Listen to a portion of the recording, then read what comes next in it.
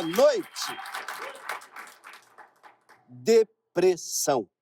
Sim, hoje a depressão vai ser o assunto desse programa, ao invés de ser uma consequência desse programa.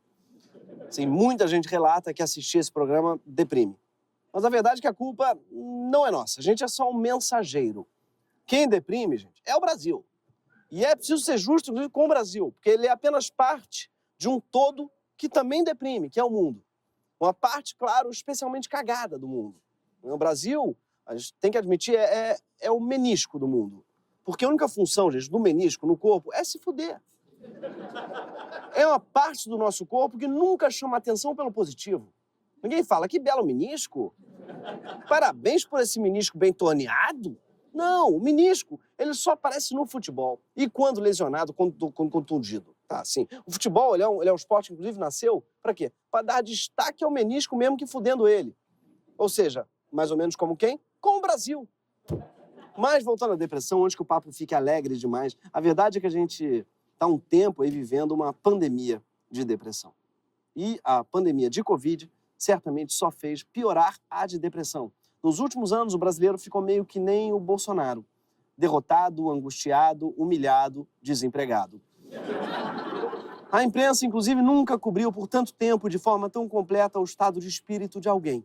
Segundo relatos de quem teve com Bolsonaro, ele está abatido e ainda assimilando a derrota. Vimos um Bolsonaro muito melancólico, das vezes em que ele apareceu em transmissões ao vivo, muito desanimado ainda. E sim, isso é fato, é uma percepção dos aliados do ex-presidente, que Bolsonaro ainda está para baixo. Bolsonaro tem manifestado um perfil muito baixo, assim, calado, cabisbaixo, uma coisa meio deprê, digamos assim, né? E Bolsonaro está tão deprimido, tão depressivo, que é capaz dele simplesmente desaparecer.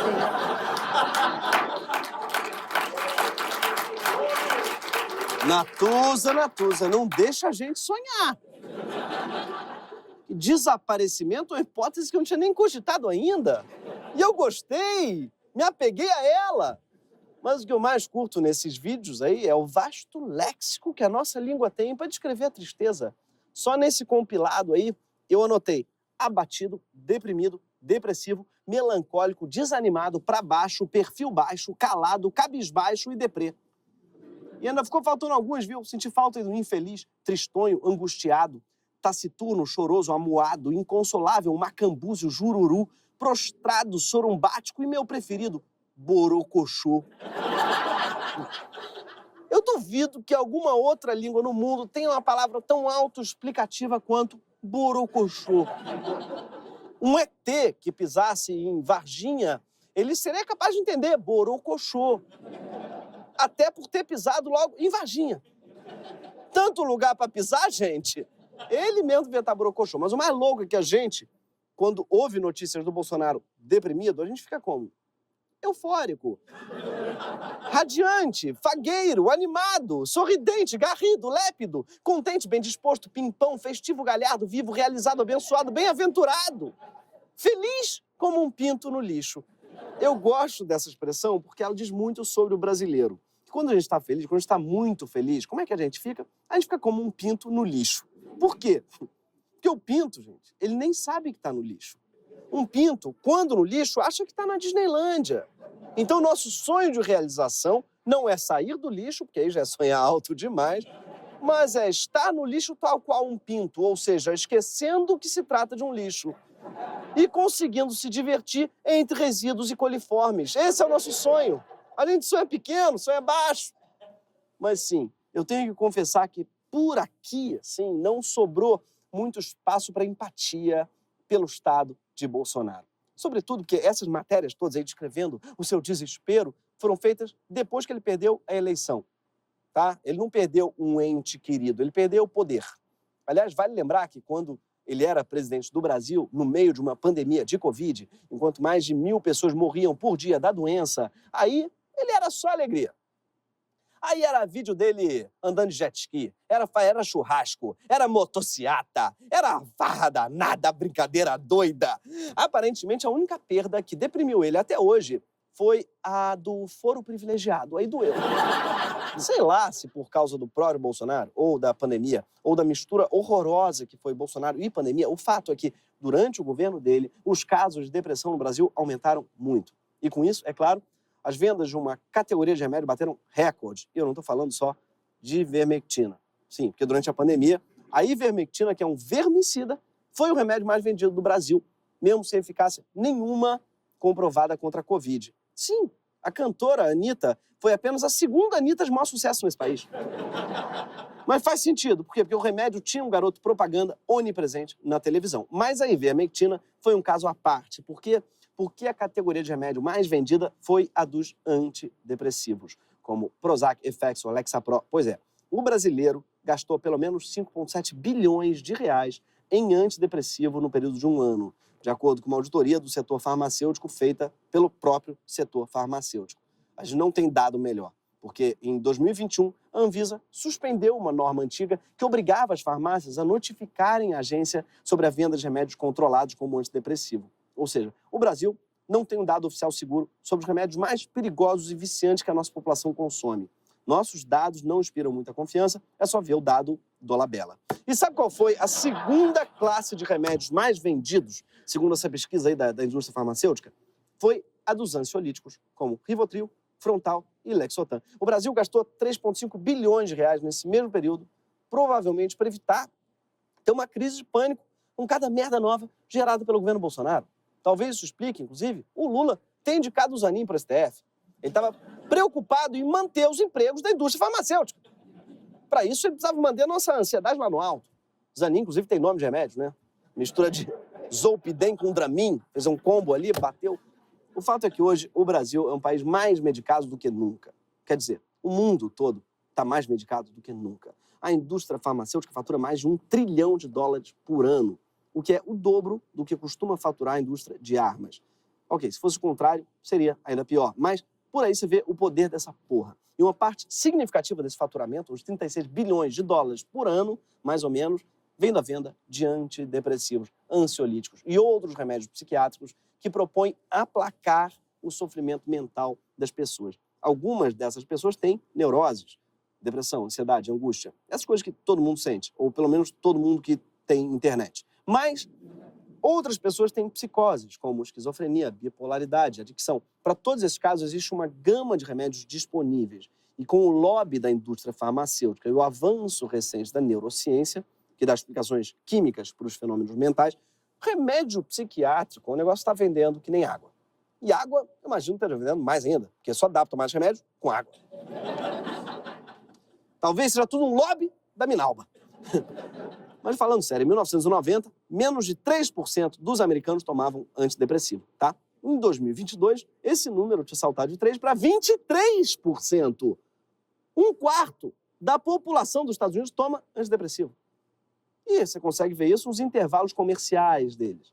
Sim, porque ao contrário do Brasil, em que propaganda de tarja preta é proibida, nos Estados Unidos você vai ver por toda parte. A parte mais curiosa é que os efeitos colaterais costumam ocupar metade do anúncio. Caplyta is a once-daily pill that is proven to deliver significant relief across bipolar depression. Call your doctor about sudden mood changes, behaviors, or suicidal thoughts. Antidepressants may increase these risks in young adults. Elderly dementia patients have increased risk of death or stroke. Report fever, confusion, stiff or uncontrollable muscle movements which may be life-threatening or permanent. Learn more about Abilify. Call your doctor if you have high fever, stiff muscles, and confusion on Abilify, as these may be signs of a life-threatening reaction. Or uncontrollable muscle movements, as these could become permanent. Pristiq may cause or worsen high blood pressure, high cholesterol, or glaucoma. Tell your doctor if you have heart disease or before you reduce or stop taking Pristiq. Side effects may include nausea, dizziness, and swelling. Fã ou hater? Eu fiquei na dúvida. Porque lá, pelo visto, eles não deixam o locutor falar correndo os efeitos. Né? Porque aqui, os avisos do Ministério da Saúde, eles costumam ser lidos na velocidade Eminem.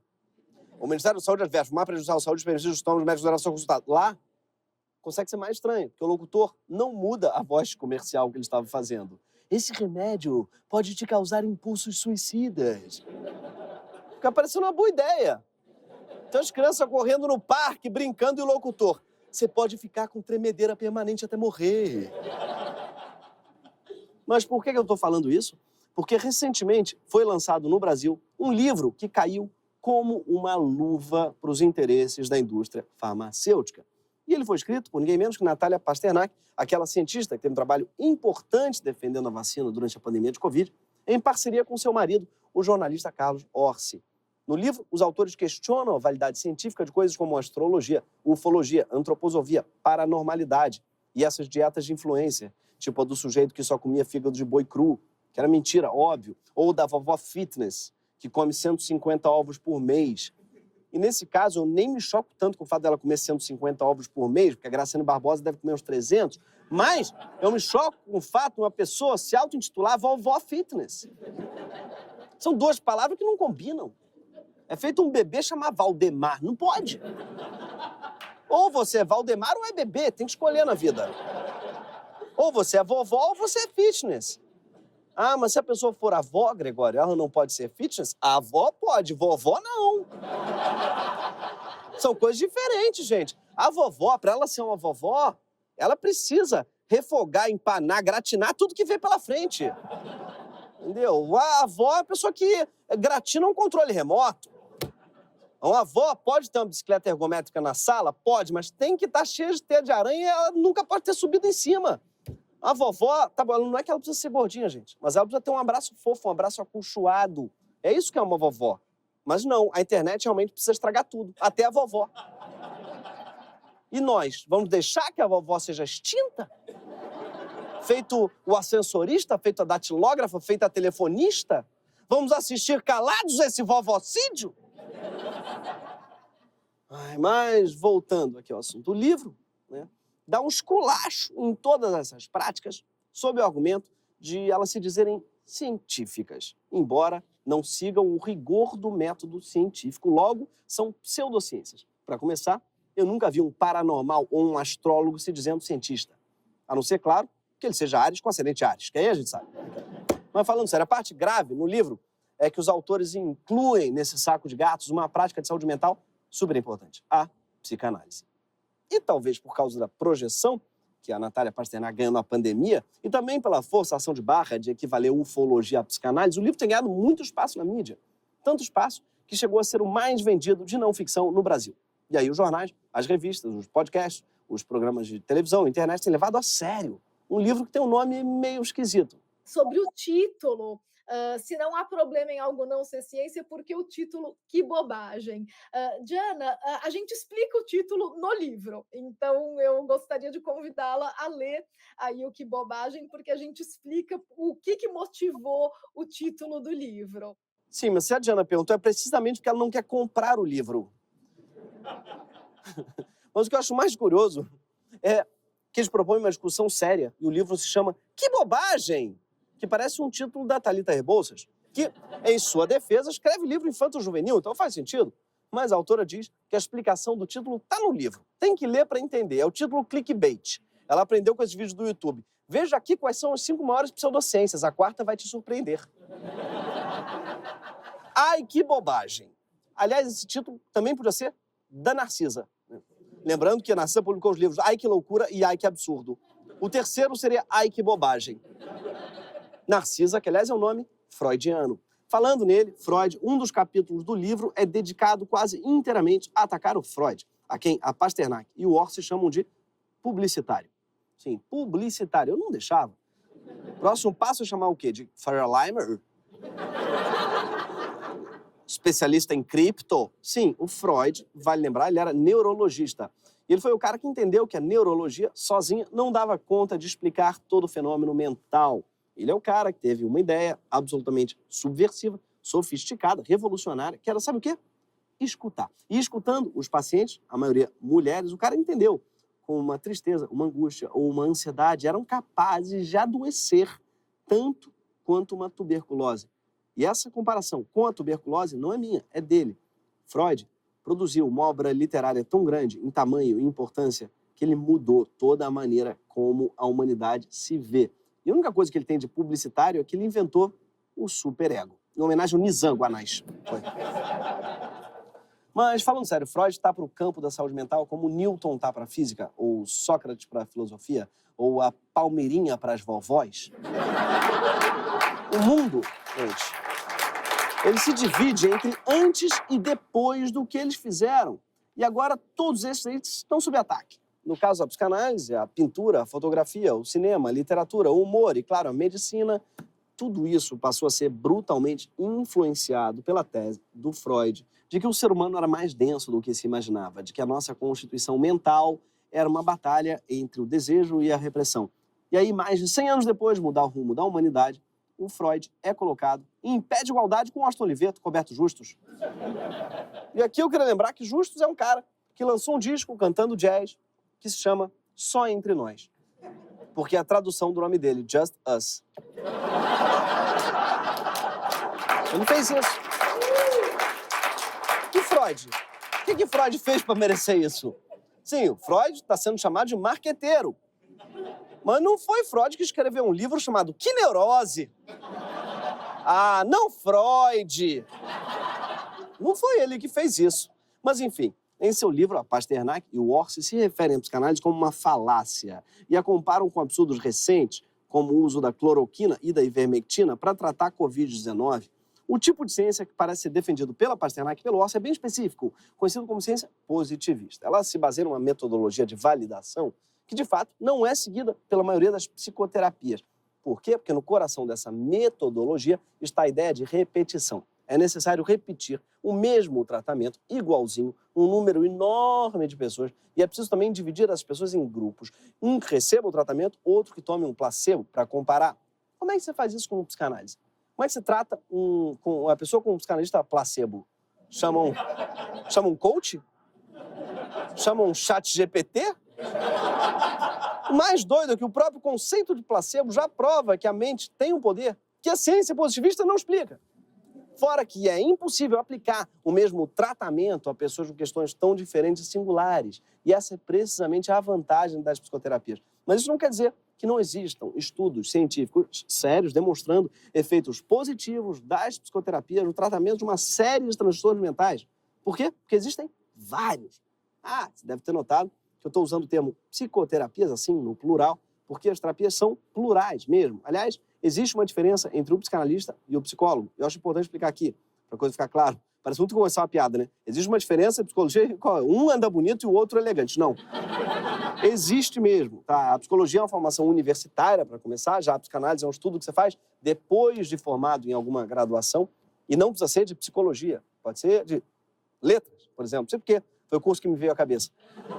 E depois você vai para um curso de psicanálise. Muitos psicanalistas também são psiquiatras, ou seja, fizeram a faculdade de medicina e depois foram para psicanálise. Psicólogos e psicanalistas têm uma coisa em comum, eles buscam aliviar um tipo de sofrimento que afeta, sobretudo, a nossa cabeça. Mas o psicólogo geralmente tem uma abordagem mais prática, para encontrar uma solução que torne a pessoa mais adequada ao mundo. Já o psicanalista não busca a adequação, nem necessariamente cura. Pô, aí você complica, né, Greg? Se não cura, é uma fraude. Não! Até porque angústia, tristeza e ansiedade não são doenças necessariamente. Se não tem doença, não tem cura. O que dá para ter é uma elaboração. No final das contas, a psicanálise ela é uma ferramenta para você conhecer a si mesmo. E eu sei que você está pensando, tanta gente interessante no mundo, eu vou conhecer a mim mesmo. O que eu vou fazer comigo? Não tem nada para conhecer aqui dentro. Mas é que você é a única pessoa com quem você é obrigado a conviver. Se a sua cabeça fosse um iPhone, sua neurose seria tipo aquelas músicas do YouTube, tá? Não tem como tirar.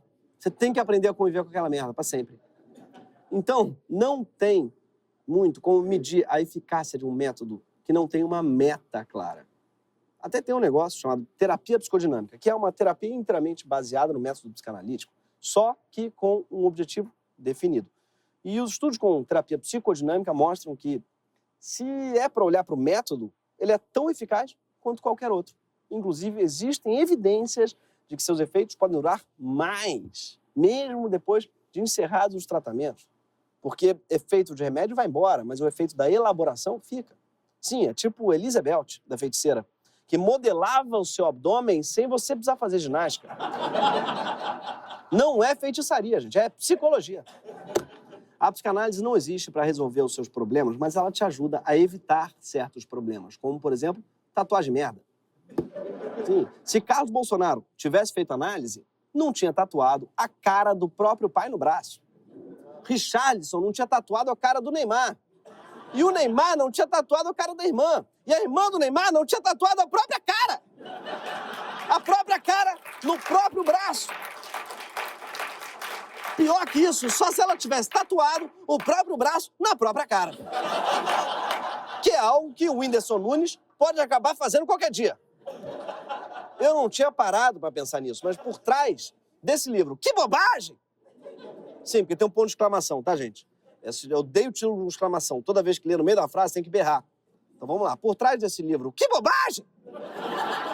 Deve rolar também um poderoso lobby da tatuagem.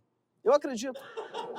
Sim, porque se eu chego num psicanalista, eu falo que vou tatuar um Gregório enorme assim nas costas, ele só vai falar, fale sobre isso. Eu vou falar. Ó, meia hora depois, eu vou sair de lá com uma ideia merda a menos na cabeça. E com uma ideia merda a menos nas costas também. De modo geral, eu acho que muita ideia merda morreria num divã. Bolsonaro mesmo, ele queria ser jogador de futebol, só virou militar porque o pai obrigou. Depois, no exército, ele foi expulso por mau comportamento, claro, porque já nem queria estar lá. E eu tenho a impressão de que ele resolveu ser presidente só para se vingar da expulsão, desmoralizando aqueles generais que o tinham expulsado perante a sociedade, entendeu? Sim, uma vida inteira guiada pelo rancor. E isso que eu acabei de fazer se chama psicanálise de boteco, na qual, modéstia à parte, sou formado. Sim. E essa psicanálise, sim, mereceria estar no livro da Pasternak, mas as outras não. E, de fato, olha, não há sinais que Bolsonaro tenha feito análise. Isso desde já era evidente, desde a época em que ele era um membro do elenco de humor do Super Pop. Se tivesse um filho gay, você não o amaria? É verdade isso? Olha, eu fui criado num ambiente que eu jamais vou falar para o homem eu te amo. Sim, para eu entrar concordo. na sua linha, vamos assim dizer, Você nunca falou eu te amo pro seu filho? Não, nunca falei. Você ama o seu filho? Eu jamais falaria isso para ele, Não, para mas questão você de ama, fórum não? íntimo. É Fala pra lógico mim. que eu sou apaixonado por todos os meus filhos, você não né? fala Mas eu pra não ele, você falo ama? público. Não, isso aí é da minha formação. Eu não... Pra sua filha, você fala? É lógico que eu Então falo. fala. Minha filha dela? amoleceu meu coração. Como é o nome 6 dela? anos de idade, Laura. A Laura, Deve você estar ama, me né? assistindo E agora. seu filho? Como é o nome Laura, dele? eu Fala te o nome amo. do seu filho. Filhão, tamo junto em E o qualquer Eduardo? situação.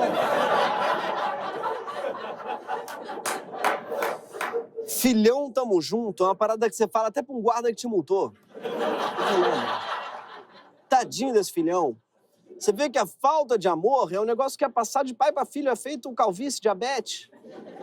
E a única coisa que poderia ter interrompido esse ciclo de desamor é a terapia, que nenhum deles fez, aparentemente. Por outro lado, sabemos que Jair compra antidepressivo. Sim, e compra no cartão corporativo. Sim, e compra ansiolítico também. Afinal, nem só de Viagra vive o militar brasileiro. Bolsonaro comprou, sim, Lexapro e Rivotril com o mesmo cartão que ele usou para bancar a motociata. Motociata, aliás, que é basicamente um encontro de milhares de homens que nunca ouviram um eu te amo do pai. Ou seja, a psicanálise faria uma bela economia no cartão corporativo. Entender o sofrimento humano de forma plural, para além daquilo que pode ser encontrado no corpo físico, é um problema justamente para quem? Para a indústria farmacêutica. E aqui tem uma informação que deve ser considerada ao analisar o livro do Orsi e da Pasternak. A Natália hoje é do conselho da Janssen. Está lá no látis dela. E a Janssen fabrica o Aldol, o Invega, o Risperdal, que são antipsicóticos, e o Concerta para TDAH.